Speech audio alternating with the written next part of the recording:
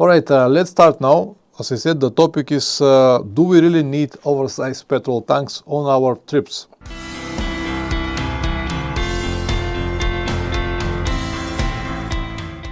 Richard, first as always, thank you very much for coming tonight. How was the holiday? Happy wife, happy life, yeah? Most excellent. Glad to hear that, Richard, glad to hear that. Svani, good evening. How are you doing? Audio and video good from Richard's side. Svani, how is he? It's good, okay. Thank you very much, guys. Tonight I'm not gonna have a speech. We're gonna have talk about oversized tanks. I would like you to share your opinions as well. And if you have any question that I might be able to answer, will be also great. So it's not like the usual stuff. Let me turn off my telephone. Okay, good. It's not like the usual stuff. Will be just mostly questions and answers, if you understand what I mean. I will share my experience that I have with the tanks briefly, and then will be your part. But let's wait a couple of more minutes. Maybe someone else will come, and we can start the discussion. Until we wait, how are you guys? How was Richard was on holiday. It's funny. How was with you? Any chances to write or to make some plans? Yeah, of course. Pleasure to write. So I want to apologize, guys, especially for patrons. I haven't uploaded any videos this week to the Patreon members, but I don't have any fresh information to share. And I said that to upload a video, just to upload a video, it's not really worth it. Next week is gonna be more. It's gonna be different next week because I'm gonna bring my motorcycle to the garage to start some preparation for the next trip. So I will have important news. This week was just me mostly working here on the computer 90% of the time. I just even finished editing a video right now, just 2 minutes before the stream. And everything is still here. My cameras, SD cards, everything is here, big mess. So I basically had no time at all to do anything. But it will be alright a little bit later. Nothing to worry about. Alright, let's start now. As I said, the topic is do we really need oversized petrol tanks on our trips? And from my experience, no, we don't. Many people prefer to have it just to have a peace of mind, so that they don't need to worry about petrol. But it is not something that is really necessary. 90% of people will never even feel the need of extra petrol, because if they travel mostly in Europe, the petrol stations are everywhere, basically everywhere. So if your motorcycle has a range for at least 300 kilometers, you're good to go almost everywhere. Or at least this is what I believe. On my Tenere, the petrol tank is 16 liters. With the 16 liters, I can cover easily 350 kilometers. If I am gentle, I'll go to 400, maybe even more. And once I got 400 kilometers on the Tenere, and the reserve light was blinking from at least 70 or 80 kilometers. And when I finally reached the petrol station, I had 2.5 liters inside, which means that I would have been able to add at least another 50 kilometers on it. So this range is perfectly fine most of the time. And for the places where it wouldn't, I can always find a petrol can, cheap petrol can that will cost me $10 or even less. I can have it even from a garbage. The cans that I use for petrol or for antifreeze, something like that, fill it up with petrol, go through the section that is problematic, and then throw it away. Exactly what I did many times in India, exactly the same thing we did last year in South America. So petrol never been such an issue for me.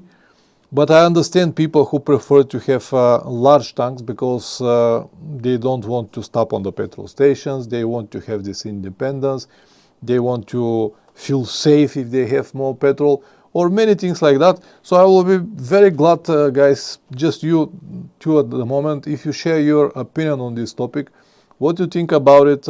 What is your experience with petrol and the lack of petrol, maybe more important, and stuff like that. Tenet, I think the first question is, how far do I need to go? Yeah, this is a good question, but it's maybe we have to tweak this question a little bit and to ask not exactly how far we want to go, but where exactly we want to go. Because in Europe, no matter how far you go, you will always find petrol. But outside of Europe, depends on the destination. In some places, might be more difficult. But I perfectly understand what you mean, Richard. If you mean where with how far, it's also good point. Yeah. I understand, but most people just buy these big petrol tanks because of the feeling of having big petrol tank. What they don't understand is that just because you have 20 or 25 or even 30, even 45 liters, does not automatically mean that you cannot run out of petrol. It's more likely that you will, because you will trust, you will bet on your petrol. And when you see a petrol station, let's say on 500 kilometers, you'll say, I still have petrol. And then the next one might be after another 500 if for some reason it's a very remote area. So when I know that I have only 16 liters, every time when I see petrol station, I just fill it up. If I have 25, I will probably make every second petrol station, if you understand what I mean. So the capacity of the tank will not ensure that you won't run out of petrol. It's more about preparation, it's more about the decisions that you're making or the plans that you're having that helps you more than the tank itself. If you ride in a group, it's a nice being on the first one, you need to fuel and you ride in the group. Yeah, I understand what you mean, but it does not mean that if you have a small petrol tank, you shouldn't ride in the group or in groups. If they don't tolerate you, it's not a group that you needed. Also, if the group is, let's say, 5 people and 4 of them got really huge tanks, 30 liters, let's say GS 1200 Adventure, and one guy is with the Tenere. So it is obvious that they have to stop because of the guy with the Tenere. And so they supposed to be mad on him or what? They ride together, so they have to work together as a group. So I don't think that this is a problem, but yeah, as I said, even people that never leave the civilized world will have a big petrol tanks. Even some of my friends now discussing this topic because they saw that some new model tank for the Tenere came on the market recently, and one of my friends was going about it and he wanted to buy and very, very serious about it and asked me what I think about it. And when I shared my opinion, he was partly convinced, but he's a type of guy who loves to buy gear, and I'm sure that he will buy it even after everything that I told him. But it's not really necessary because he never go to ride on very remote areas, so maybe just the habit of buying things. When I committed to work, it was nice having to fill up every day on a 22 liter general for storm. I fill it up once a week. It was convenient, nice, necessary. I understand. But what about now, Richard? You have 17 liters or 18 liters. How is that now? Do you have any pressure, or do you feel that you get low petrol, or do you feel nervous when the petrol drops, or when you get, let's say, 150 miles?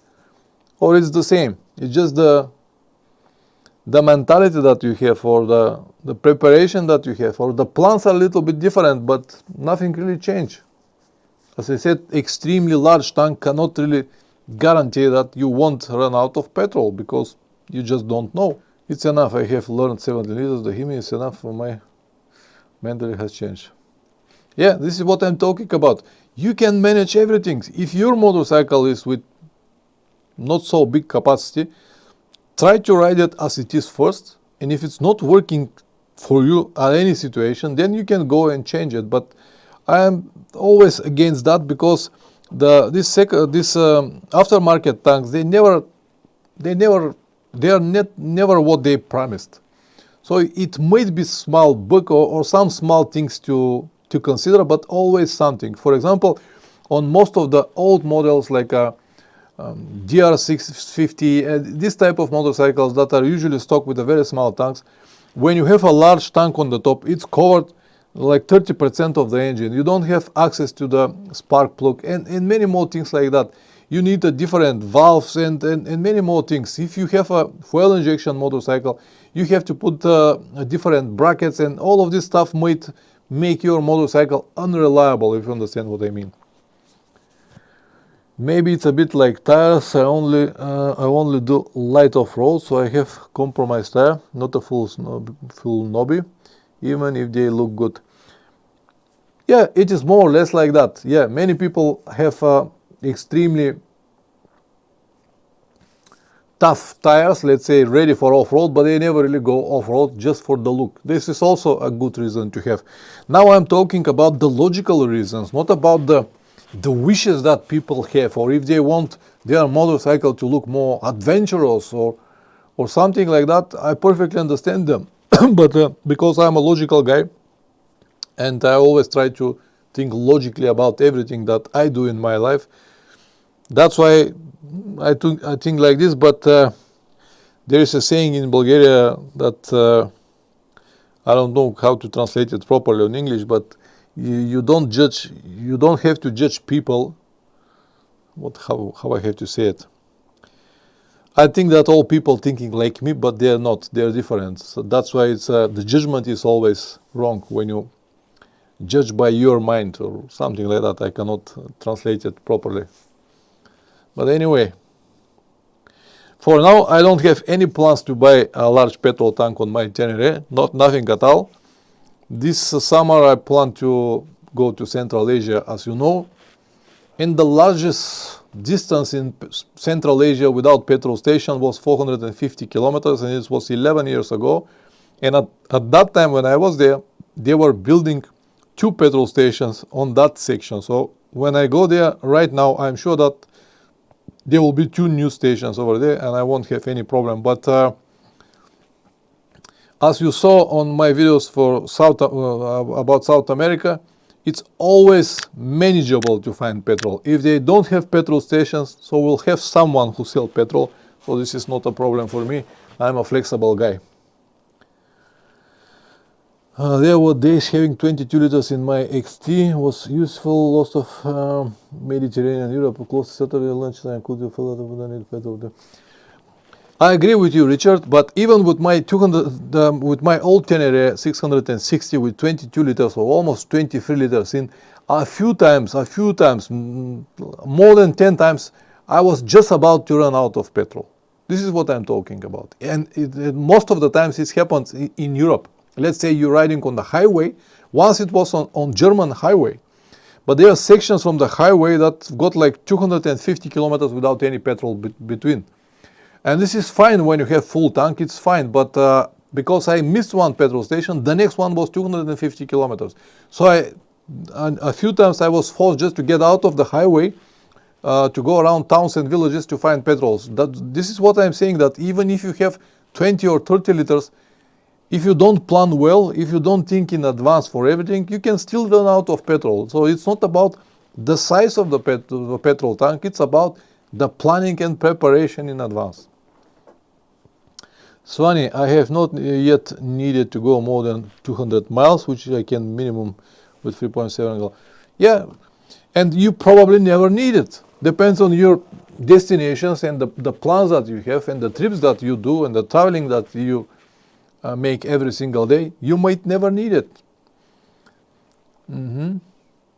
As I said, in the civilized world, you might have a problems. Let's say if you go to South Italy, in many places the petrol stations are not working, but also in many places like that they have like automatic stations where you can pay by your card and always have petrol.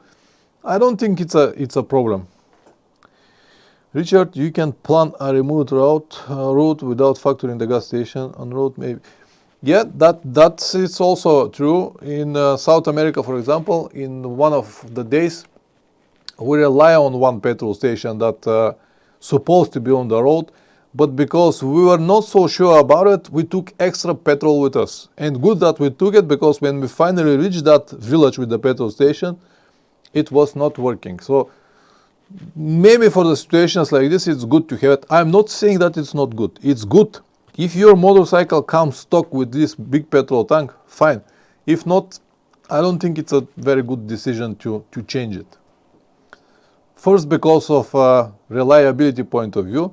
Secondly, it costs a lot of money. And third, because you might never need it. No, you cannot really plan a remote road without factoring the gas stations. Not possible, Richard, because even if you have a gas for 500 or 600 kilometers, if you don't plan well, you can easily run out with a big tank. If you use a petrol stove, I suppose the extra fuel will be good because you wouldn't need a separate gas. Petrol stoves are very economical, Richard, and they don't use much.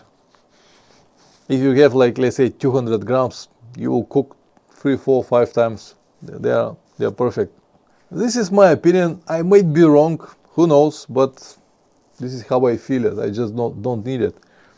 If for any reason I change my mind, I will let you know, but I don't think that I'm going to change my mind. It's just something that I see. When I got the Tenere at the beginning, I thought, man, 16 liters are not enough, at least 20 something. But then I realized that I don't need it. Just don't need it. It's easy nowadays to find petrol everywhere. Richard, I think I'm trying to convince myself I have to agree with you. I give up, but things aren't okay. Especially about the Himalayan, you probably have got petrol consumption less than 4 liters, maybe 3.5. Absolutely no need to do anything with your petrol. And since I covered such a large and open... okay. You don't need it, Richard. You don't really need it.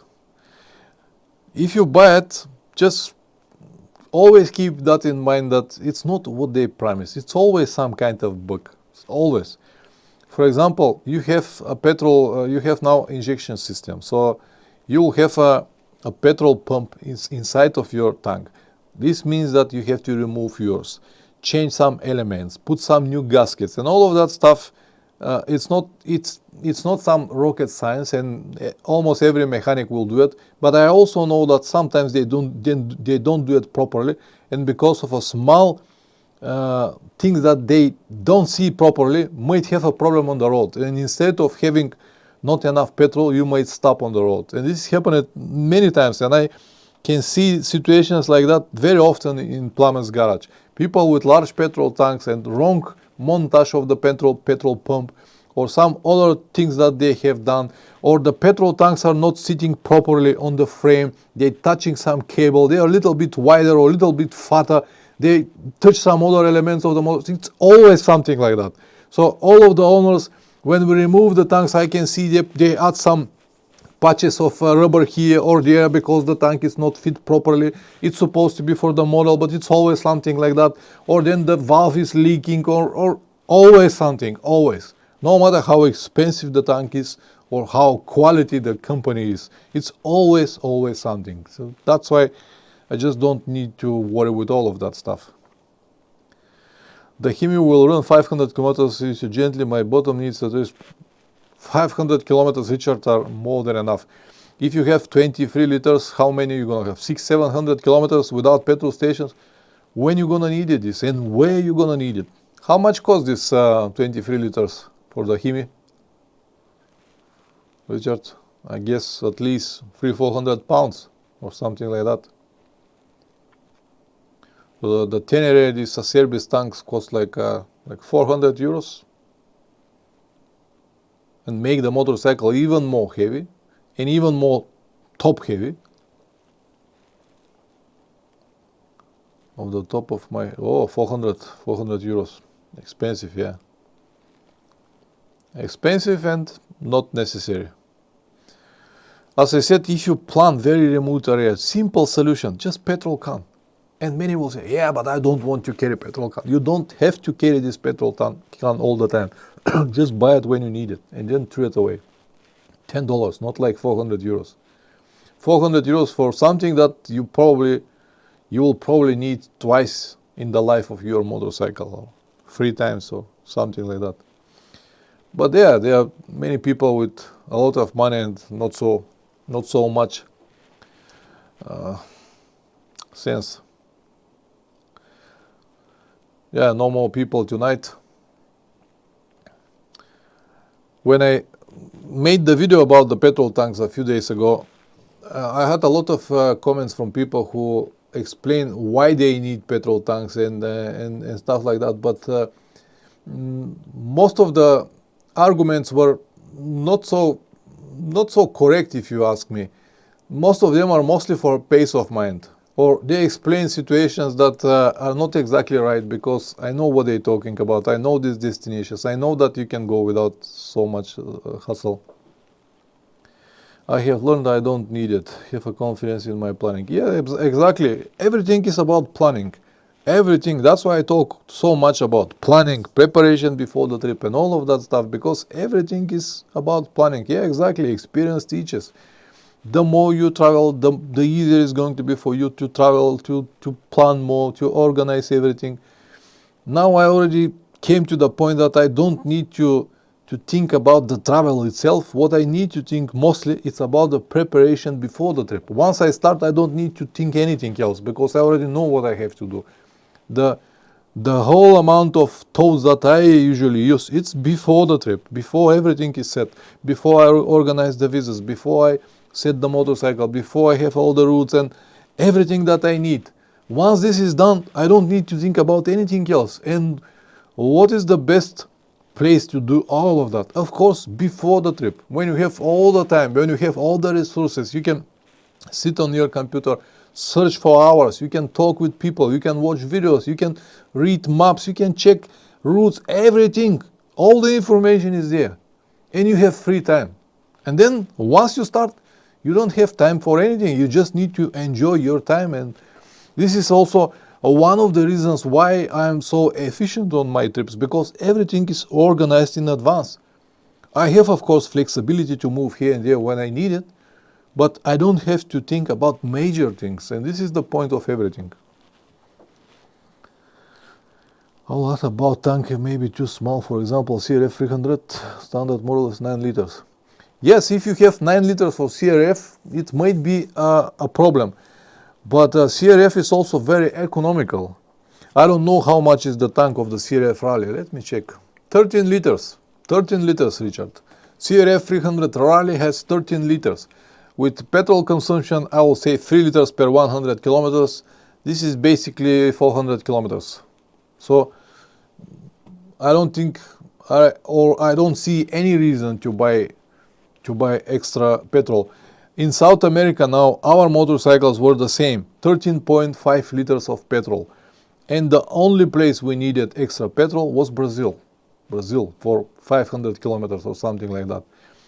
The rest was fine. And a few times we had sections without petrol stations, but this was in Chile. But they were not that large. It was just nothing in between to fill petrols. They were like 300 kilometers and not really need any extra petrol. You just need a better planning before you go to this section. If you plan before the section to fill your petrol, you're perfectly fine. So that's why I said it's all about planning and preparation. 2P, PP, planning and preparation. I'm getting better with preparation already, I guess. The worst of everything is when I do videos, Richard, is when I finish with the filming and I sit to edit it, and then during the editing I realize that I made a mistake that I cannot correct anymore. That's why now when I film videos, first I film the, let's say, the section that I want to film. And after I film it and go back and play it on my camera to listen everything. And if something is wrong, I do it again. Sometimes I need to make like 3, 4, 5, 10 times to repeat the same sentence to say it correctly. But even though sometimes I miss a word, so I know that you don't notice it, but we already talked about it in the previous stream. I have to improve it, but yeah, I do my best. It's just too much time, especially now. Too much hustle. Now with this online course I am getting better. Now I am in the middle. I need another 20 days to complete everything, and after that the things will become a little bit more settled and I will have more time to write and to organize things. At the end of the month, the beginning of April, I'll go to Croatia for 2, 3, 4 days. I'm invited from one company. And then in April, I will go to Istanbul to check what is the situation with visa for Turkmenistan. I will do a Russian visa as well in April. So the plans are going, everything is fine. And as I already told you, from next week I will start the preparation of my motorcycle. And recently I found, do you know guys, this CarPlay devices that you can install it on your motorcycle. It connects with your telephone through Bluetooth and Wi-Fi. And it's basically like a mirror of your telephone. You can use it as a navigation system. And I know these devices from a long time, but I always thought that I don't really need it because I don't use GPS anyway. But then I realized that I still carry one old telephone in my tank bag, the old telephone that I use for navigation when I need a specific address in the towns, because out of the towns it's fine, the paper maps are fine, but once you get to the town you need a GPS to find the specific addresses or specific places. And for that reason I had another one telephone. But I realized that if I got one of these devices, it will be like a second telephone. On the second telephone I also need to have a cable, I also need to charge it, and I also need to think about it. And the worst part of the telephones is that they work great, everything is fine. I have only Google Maps on that telephone, but when it starts raining I have to remove it because it is not waterproof. And even if I decided to keep it on the dashboard, even if it's waterproof, when the drops touch the screen, they actually move the whole screen. So during the rain I cannot use it. So now decided to get one of these devices, these CarPlays. I got the smallest as possible, 5 inches I think was the size of that I ordered. And I'm gonna mount it on my motorcycle. It will be wired to the motorcycle permanently. I'm gonna have power every time. And I'm gonna use it only when I need to find something in the town. So I'm not gonna use it all the time as most people do it. But instead of having a second telephone with me and use it when I need it, I'll have this device already mounted on my motorcycle and ready to use. And everything that I need to do is to turn on my Wi-Fi and Bluetooth, and they will connect, and it will be like a mirror of my telephone. I can set my addresses here, put it in my pocket safe, and I will see everything on the dashboard in front of me. I don't know why I did not consider this option until this moment, but I'm gonna do it now. I'm just waiting for the device. It will be here after 2 weeks. I use ultimate add-on case for my old navigation phone, military grade shock and weather protection. Yeah, this is also an option, but as I said, these devices are very cheap. You can find them in AliExpress for 50 pounds or even less, Chinese brands, and cost basically nothing. They are waterproof, dust-proof. They even got like a small peak to provide a shade to see better. Good visibility in the days and during the night. Very good options, very good options. The brand that I'm gonna have is a little bit more expensive. It's from Car Purite or something like that was the name. I think this is one of the best options for these devices. It will cost around $300, not that cheap. But we'll see how it's gonna work and how it will. It's exactly like Apple CarPlay, exactly for Android. Yeah, so it's for Android, exactly what it is. It's no matter. I already wait for the device that I ordered, and I don't like these big screens that they put on the top of the dashboards, and also the big screen will go over my windscreen, and I want to have as less as possible. So for me, 5-inch will be more than enough. The old telephone that I've got, it's less than 5-inch, and it is perfectly fine to see what I need on the road. But yeah, most of people that I have seen, they bought 6 or 7 inches, big like that, like big tablets on the top. I don't like this. I want to have as minimal as possible. That's why I ordered this 15-inch, not 15-inch, 5-inch. It's basically 14 by 10 centimeters, something like that, and it will be a little bit bigger than I want on the top of my dashboard, but still all right to use it. But yeah, I'm gonna make a video about it and I'll share my experience. And the good news is that the company sent it to me for free, so it's even better. I'm not gonna pay even for it. And I'm gonna make a proper test now during my trip to Central Asia, and after that I can make a long-term review and tell you everything about it. No, I haven't, Richard, but the devices that I have seen, they are very light because they are very thin. They are not like a big GPS units. They are very thin. And they are basically like, I don't know, this is the size like this, and stay on the top. They are very good option. They are not heavy. And because I already have a bracket on the rail on the top of my dashboard, I can mount it to this bracket, wire it permanently. I'm not gonna even move it from there. If someone decided to break it, whatever, I'm not gonna leave my motorcycle like this on the street anyway, so I'm not gonna even worry about it. They have even more expensive models, like $500-600. They have another bracket where you attach just the bracket to the motorcycle, and then you can lock it like this and remove it. And I can get one of these also for free, but they were bigger and fatter, and that's why I prefer to have the smallest model that they have, the lighter and the more compact model that they have, even though it's not the best. As I said, I can have another expensive, but I don't need it. I'm not a guy who want to take the most expensive just because it's free. No, I want to take what I need, not what they can give me. But anyway, we made the conversation too wide. All right, guys, it looks like we're not gonna see any more people here tonight. Thank you very much for coming. As I said, next week I'm gonna have more interesting news. Will be interesting to see how it works and how efficient it will be. Yes, absolutely, Richard. I will share everything. As soon as I got it, I will make a detailed video. I will make everything, unboxing. I'm gonna mount it, show you everything. I'm gonna make a few tests here around my area, and then the proper test will be Central Asia. And after I come back from Central Asia, I'll make a long-term review of this device, how it works in real travel conditions. Because now everything that I can do is just to check it here and there for a couple of hours, which is not really something, but at least to see what it can do.